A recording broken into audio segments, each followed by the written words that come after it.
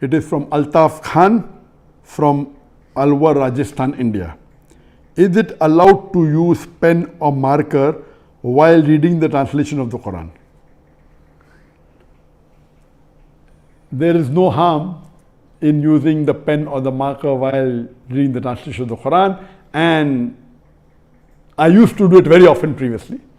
And if you see my Quran that I read previously, every time I read the Quran I used to have a different coding. I used to use the fluorescent marker,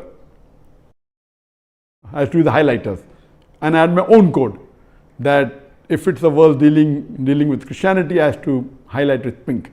If it's dealing with the non-Muslims, the other non-Muslims is to be blue. With the Hindus, is to be orange. Scientific, a different color. Dealing with Muslims, green color. So my Quran was technicolor, like a rainbow color. And I finished the Quran, then I read second time. So then I realized that all the verses are important. Then literally almost all the verses are highlighted.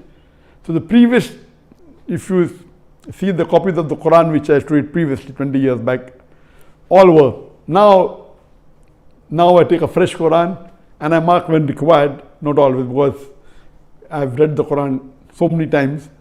So previously I used to take, so using a pen or a marker pen, there's no problem. Somebody say, oh, you're insulting the Quran. Not at all. You're reading the translation of the Quran and you want to highlight, you want to remember, there's no problem at all. Make use of it. As long as you utilize it more in your life, it will be better.